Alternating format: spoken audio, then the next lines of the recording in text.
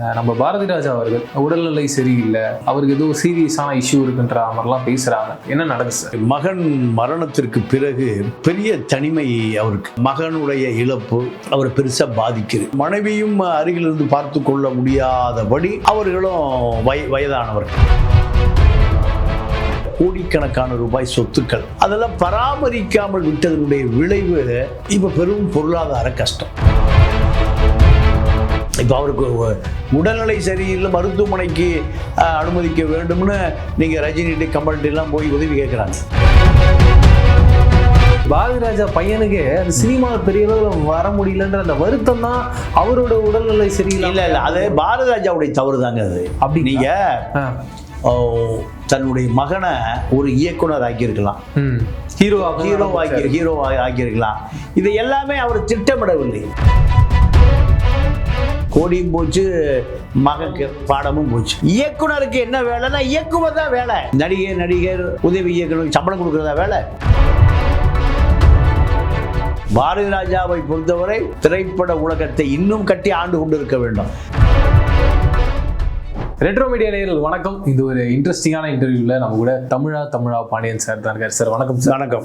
சமீபத்தில் பார்த்தீங்கன்னா சார், நம்ம பாரதி ராஜா அவர்கள் உடல்நிலை சரியில்லை, அவருக்கு ஏதோ சீரியஸான இஷ்யூ இருக்குன்ற மாதிரிலாம் பேசுகிறாங்க. அவருக்கு உண்மையாக உடல்நிலை சரியில்லையா, சீரியஸாக தான் இருக்காரான்றதை உங்ககிட்ட கேட்டு தெரிஞ்சுக்கலாம் சார். என்ன நடக்குது சார்? இல்லை, பாரதி ராஜா மருத்துவமனையில் அனுமதிக்கப்பட்டிருக்கார். அவருக்கு அவருடைய மகன் மரணத்திற்கு பிறகு பெரிய தனிமை அவருக்கு. அவருக்கு ஒரு மகன் ஒரு மகள் கணவரோடு அவங்க மதுரை பக்கத்தில் இருக்காங்க. இங்கே அவரும் அவர் மனைவியும் தான். ஓகே. இப்போ அவர் மனைவியும் அருகிலிருந்து பார்த்து கொள்ள முடியாதபடி அவர்களும் வயதானவர்கள். அப்போ இந்த மகனுடைய இழப்பு அவரை பெருசாக பாதிக்குது. ரெண்டாவது, அவரை பொறுத்த வரைக்கும் அவருடைய நிறைய கோடிக்கணக்கான ரூபாய் சொத்துக்கள் அதெல்லாம் பராமரிக்காமல் விட்டதனுடைய விளைவு இப்போ பெரும் பொருளாதார கஷ்டம். இப்போ அவருக்கு உடல்நிலை சரியில்லை, மருத்துவமனைக்கு அனுமதிக்க வேண்டும்னு நீங்கள் ரஜினிகிட்ட கமல்கிட்டலாம் போய் உதவி கேட்குறாங்க. தனுஷ்கிட்ட கேட்டிருக்காங்க. அப்போது நீங்கள் திரைப்படத்துறையில் ஃபர்ஸ்ட் காப்பிக்கு கோடிகளை விலை பேசியதே பாரதி ராஜா தான். முதல் ஆமாம் கொண்டு வந்தது. நீங்கள் 5 கோடி கொடுத்துட்டு ஃபர்ஸ்ட் காப்பி கொடுத்தாரு. நீ இப்போ ப்ரொடியூசர் போயிட்டு ஃபர்ஸ்ட் காப்பி வரும்போது வா. அப்போ இந்த தயாரிப்பு கம்பெனிகளுக்கு வேலை இல்லாமல் ஆக்கியதே பாரதி ராஜா தான். இதை பலமுறை ஏவிஎம் சரவணே சொல்லியிருக்காரு. சினிமா எங்கிட்ட இருந்தது, யார் நடிகர் நடிகை, பாட்டு காமெடி எல்லாம் நாங்கள் முடிவு பண்ணுவோம். இதையெல்லாம் பாரதி ராஜா வந்த பிறகு இது எல்லாமே எங்கே கொண்டு போயிட்டாரு? கிராமத்துக்கு கொண்டு போயிட்டார். ஒரு படத்தினுடைய பட்ஜெட் தயாரிப்பாளர் பேசுகிற போது இது 5 கோடி ரூபா பட்ஜெட், 5 கோடி கொடுத்துட்டு ஃபர்ஸ்ட் காப்பி தர்றேன் போயிட்டே. இந்த நிலை வந்த பிறகு இந்த சினிமா அழிஞ்சே போச்சு. தயாரிப்பாளருக்கு அந்த 5 கோடியை எப்படி 6 கோடி ஆக்குவது என்ற சூத்திரம் தெரியும். நடிகனுக்கு தெரியாது, இயக்குனருக்கு தெரியாது. இப்போ பாலா ஒரு 5 கோடி ரூபா கொடுக்குறாரு விக்ரம் மகனை ஹீரோவாக்க சொல்லி. அந்த படம் அற்றப்படம். ஒரு படம் மகனை ஒரு பெரிய பிரேக் கொடுக்க சொல்லி தான் அந்த கோடிகளை கொடுக்குறாரு. கோடியும் போச்சு, மகனுக்கு பாடமும் போச்சு. இது அவர் இயக்குனருக்கு என்ன வேலைன்னா இயக்குவது தான் வேலை. நீங்கள் இப்போ நடிகர் உதவி இயக்குனருக்கு சம்பளம் கொடுக்கறதா வேலை. அதை படம் அடிபட்டு இன்னைக்கு தமிழ் திரைப்பட உலகம் பல தயாரிப்பாளர்களை இழந்திருக்கு. தயாரிப்பாளர் எனக்கு தெரிந்து என்னுடைய நண்பர் ஒருத்தர் 10 படம் எடுத்தார். இப்போ தான் அவர் இறந்தார். ஜெயமுருகன் பேர். Okay sir. அவர் எனக்கு ஒரு திரைப்படத்துறைக்கு வருவதற்கு முன்பே நாங்கள் 2 பேரும் நண்பர்கள். ஆமாம். திரைப்படத்துறைக்கு வந்த பிறகு 10 படம் எடுத்தார். அவர் தான் தயாரிப்பாளர். 10 படத்துக்கு அவர் தான் தயாரிப்பாளர். முரளியை வச்சே படம் எடுத்தார். பெரிய ஹிட்டு படம் ரோஜா மலரே ஒரு படம். அவரே பாடகர், அவரே கதை எழுதுவார், அவரே இயக்கம், திரைக்கதை, வசனம் எல்லாமே. அவர் எப்படி படம் பண்ணுவார்னா, ஒரு 5 லட்ச ரூபா எடுத்துகிட்டு தான் திருப்பூர்லேருந்து சென்னை வருவார். சென்னை வந்தால் 5 லட்ச ரூபாய்க்கு கதாநாயகன் கதாநாயகி எல்லாமே படத்தினோட 25% முடிச்சிருவார். எல்லா டிஸ்ட்ரிபியூட்டரையும் வர வைப்பார். எல்லா டிஸ்ட்ரிபியூட்டருக்கும் இந்த படத்தினுடைய கதை, யார் ஹீரோ ஹீரோயின், இப்படி ஒரு சந்திப்பு நடக்கும். வந்த டிஸ்ட்ரிபியூட்டர் கூட ஆளுக்கு 1 லட்ச ரூபா கொடுத்துட்டு போவோம். அன்றைக்கி 30 டிஸ்ட்ரிபியூட்டர் இருந்தால் எவ்வளோ ஆச்சு? அடுத்த பாதி படத்தை முடிச்சிடுவார், ஓட்டி காமிப்பார், மறுபடியும் 1 லட்ச ரூபா கொடுப்பான், மீதி படத்தை முடிச்சிடலாம். இதுதான் அவருடைய ட்ரெண்ட். இப்போ அப்படி நிலைமையே இல்லை. எங்க ப்ரொடியூசர் கேட்டாலும் படம் காட்ட மாட்டாங்க. அப்போ இது போன்று எனக்கு தெரிஞ்ச ராமநாராயணா எத்தனை படம் எடுத்தார்? 100 படத்துக்கு மேலே எடுத்தார். ஸ்பாட்டில் எவ்வளோ சம்பளம் உனக்கு? 5 லட்ச ரூபாயா? இல்லை, இந்த 3 லட்ச ரூபா வாங்கி இப்போ வாங்கிக்க. சங்கிலி முருகர் இருந்தார் தயாரிப்பாளர், பல தயாரிப்பாளர் இருந்தாங்க. சரி, இவர் பாரதிராஜா பையனுக்கு அந்த சினிமாவில் பெரிய அளவில் வர முடியலன்ற அந்த வருத்தம் தான் அவரோட உடல்நிலை சரியில்லை. இல்லை இல்லை, அது பாரதிராஜாவுடைய தவறு தாங்க. அது அப்படி நீங்கள் தன்னுடைய மகனை ஒரு இயக்குனர் ஆக்கியிருக்கலாம், ஹீரோ ஆக்கியிருக்கலாம். இதை எல்லாமே அவர் திட்டமிடவில்லை. ஏன் திட்டமிடலைன்னா, நீங்கள் பாக்யராஜாவுடைய சிஷியம் தானே? ஆமாம். சீமானுடைய சிஷியம் தானே? பாலா உட்பட பாலு மகேந்திர சிஷியன் இருந்தாலும் இந்த ஆட்கள் பூராம இல்லை, பாரதிராஜா சொன்னா கேட்காமையா இருக்கு பாரு. அப்போ பாக்யராஜிட பல பேர் சிஷியனை உருவாகி இன்னைக்கு வந்திருக்காங்க பல பேர். ஆனால் எப்படி பாரதி ராஜாவால் தன்னுடைய மகனை ஒரு இயக்குனராகவோ ஒரு ஹீரோவாகவோ நீங்கள் ஏன் செய்ய முடியலன்னா, அவருடைய அந்த கிரியேட்டிவ் மைண்ட் போயிடுச்சு. என்ன காரணம் சார்? என்ன காரணம்னா, இல்லைல்ல சார், சினிமாக்காரன் பூராமே எல்லா தவறுகளும் இருக்கு. இரவானால் போதும் துணை ஒன்று வேண்டும், இரவானால் போதும் துணை ஒன்று வேண்டும். அதை விட எல்லாருமே நீங்க மதுவின் வாசம் இல்லாமல் அன்னைக்கு இருட்டவே முடியாது. சாயங்காலம் 5 மணி ஆச்சுனாவே கடையை போட்டுரு. ஆமா ஆமா, பார்ட்டி நடந்தே தீரும், அதுல மது இல்லாமல் இருக்காது. இது எப்ப பாதிக்கும்னா, தன்னுடைய நிலையிலிருந்து கொஞ்சம் கொஞ்சமா விலகி முழுக்க முழுக்க பொருளாதார ரீதியாக கஷ்டம் வரும்போது இந்த மது அதிகமாக தேவைப்படும். மதுவினுடைய துணை. நீங்க கண்ணதாசனே பாடுவாரு, கோப்பையிலே என் குடியிருப்பு, கோப்பையிலே என் குடியிருப்பு, கோலமகள் என் துணை இருப்பு, மாது சூது, எல்லாண்டா வாழ்க்கை. கண்ணதாசன் ஓப்பனா சொல்லுவார். 54 வயசுல மரணம் அவருக்கு. என்ன காரணம்? மது. பல நடிகர்கள், மணிவண்ணன் 24 மணி நேரம் போதையில் இருப்பார். நீங்க உள்ள என்னங்க அது? என்னது அதெல்லாம்? இரும்பு ஸ்பாட்ஸா? எல்லாம் ஸ்டீல் பார்ட்ஸ், ஸ்டீல் ஸ்பாட்ஸ் ஆன அது என்ன? அது சதையில். அப்போ ஆல்கஹால், மொலாசிஸ், கல்லீரல் அப்படியே எரிச்சிடும், கணையை அப்படியே கொதிச்சிடும். இப்போ நம்மளால் அடிக்கிற பாருங்க, ஓல்டு பங்கு சரக்கு மூட்டை தூக்குற வண்டியில் இருக்கிறவன் 50 வயசுல செத்து போயிடலாம். இளம் விதவைகள் உள்ள ஒரே மாநிலம் தமிழ்நாடு தான். ஏன்? கூலி வேலைக்கு போற வரும்போதே அரிசி வாங்குறானா இல்லையோ, கோட்டர் வாங்குறான். அது இருக்கிறதுலயே மட்டமான மானிட்டர், 100 ரூபா 110 ரூபா. அது பூரா மொலாசஸ், அப்படி எரிசாராயமா இருக்கும். ஜிலேபி பவுடர் கூட கலர் ஆக்கி இருப்பான். வேற ஒண்ணு இல்லை. வண்டியில ஊத்துனா வண்டி ஓட்டிட்டு போயிடலாம். பெட்ரோலுக்கு போற அதை ஊத்துனா சரி, இவனும் ஓடுவான் வண்டியும் ஓடும், ரெண்டும் ஓடும். அப்போ பழம்பெரும் இயக்குனராக இருந்த பாரதி ராஜா மீது இன்னொரு பெரிய குற்றச்சாட்டு என்னன்னா, தமிழர்களையோ தமிழச்சிகளையோ அறிமுகப்படுத்தாமல் விட்டுட்டாருன்னு ஒரு குற்றச்சாட்டு இன்னைக்கு வரைக்கும் இருக்கு. அதுக்கு ஏதாவது காரணம் இருக்குங்களா சார்? என்ன காரணம்? ஏன் இனிய தமிழ் மக்களே, ஆனால் அறிமுகப்படுத்துறது பூரா கேரளா இறக்குமதி.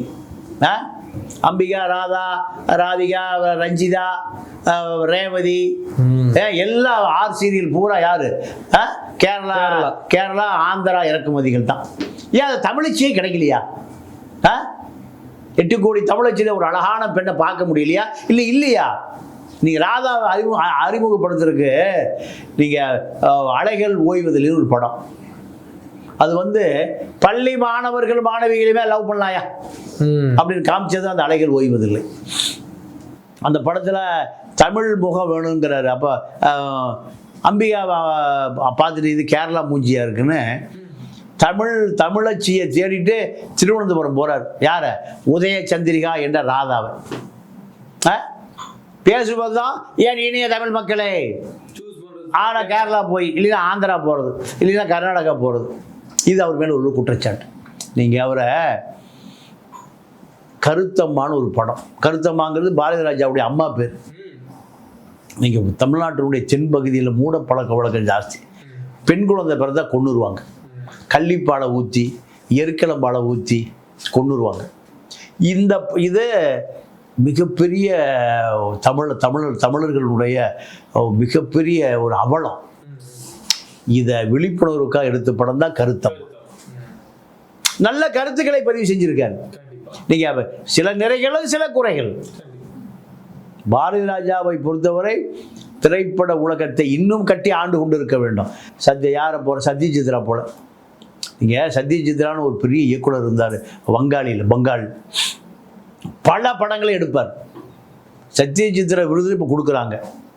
இப்போ எமர்ஜென்சி இந்த இந்திரா காந்தி இருந்த பொழுது அரசாங்கத்தில் நீ படம் எடுக்கக்கூடாது. நீங்க இயக்குனர் என்பவன் எதை சிந்திக்கிறான்னு அது படமாக்குவான்.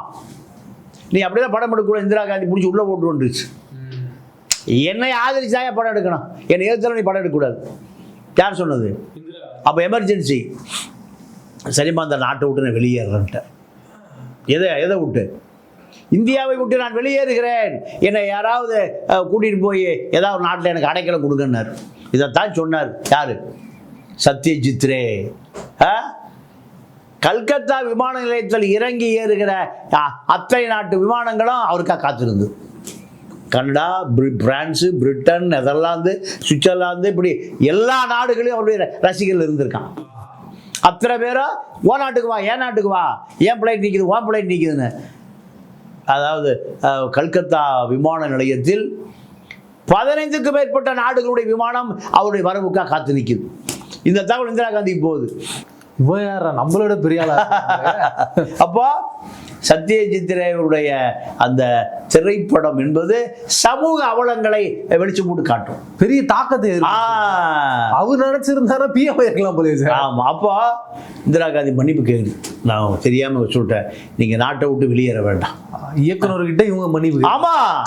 அப்போ இயக்குனர்னா மக்களுடைய நாடி துடிப்பை அளந்து சொல்லுகிறவன். ஏன்னா பங்களாதேஷ் என்பது ஒரு பெரிய சுதந்திர போராட்ட மண். அது நேதாஜியை கொடுத்த மண், ரவீந்திரநாத் தாகூரை கொடுத்த மண், ஜனகணமன பாட்டு அவர் தானே உருவாக, இப்படி பல தியாகிகளை கொடுத்த மண் அது.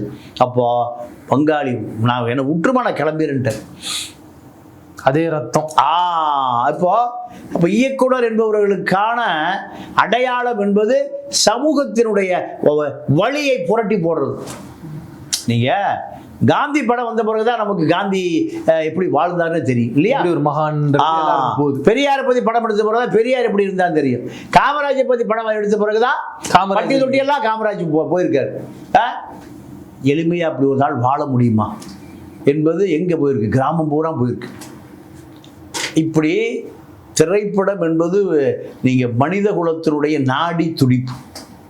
இவர் பாரதி ராஜா அவன் பையனை அசிஸ்டன்ட் டைரக்டரும் அனுப்பியிருந்தார். சரி, எங்கெங்கேயோ அனுப்பிச்சாரு, சோபிக்கலையே.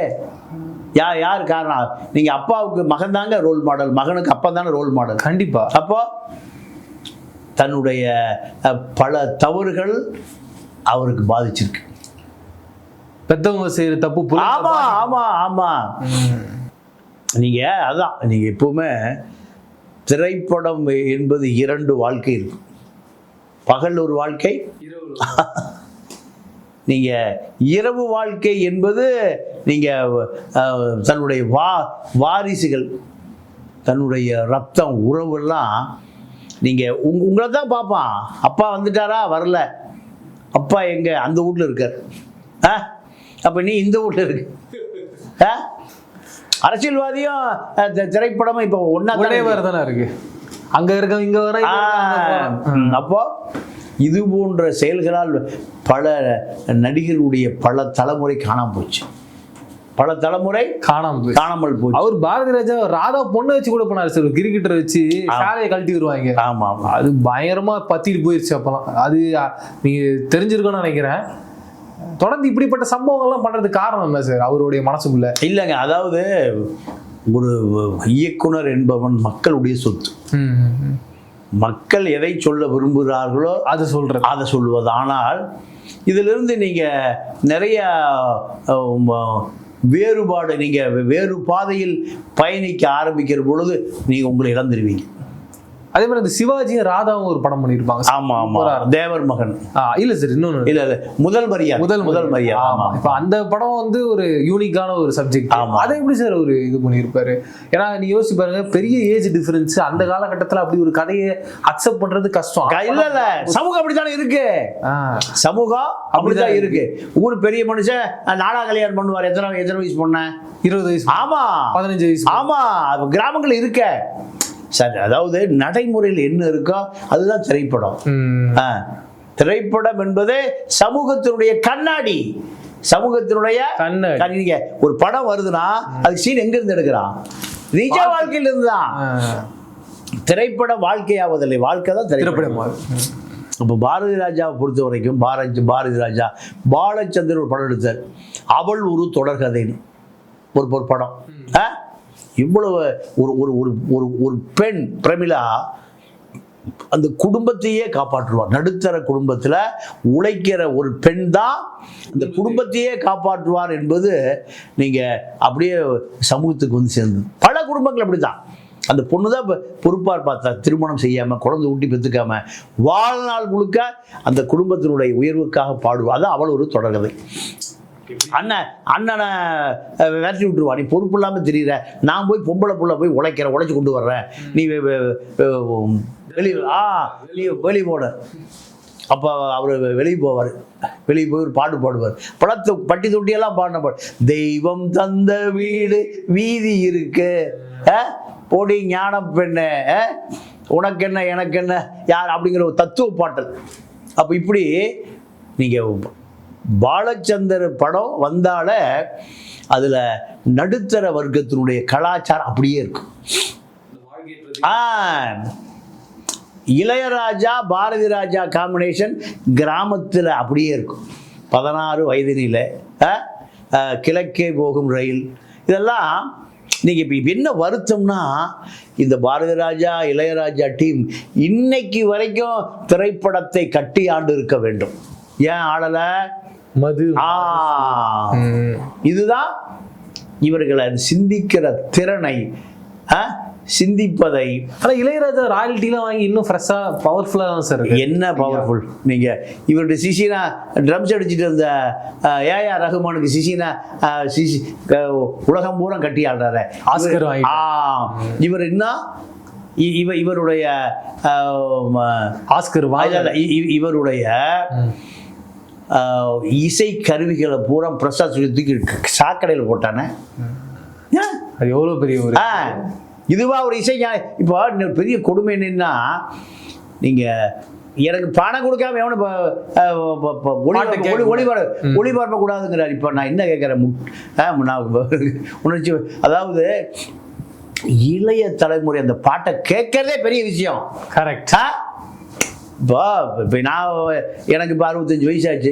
நான் இளையராஜா காலத்தில் பாட்டை கேட்குறேன். அன்னைக்கு கேட்டேன், இன்னைக்கு கேட்க மாட்டேன். யார் இளையராஜாவுடைய இசை யாருக்கு போகணும்? இளைஞர்களுக்கு போகணும். அது அப்பதான் அந்த இசைக்கு உயிர் இருக்கு, வாழ்ந்துக்கிட்டே.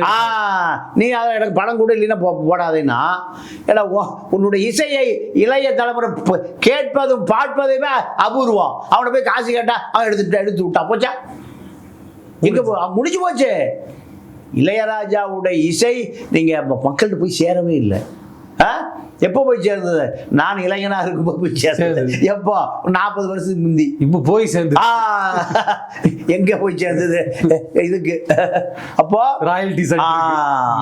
இந்த இடைவெளி தான் இளையராஜாவுக்கும் பாரதி ராஜா. அதுதான் அவங்க இப்போ இந்த நிலைமையில இருக்கு. ஆ, சரி சார், நிறைய விஷயங்கள் பேசணும். மீண்டும் சந்திப்போம். நன்றி. நன்றி, வணக்கம்.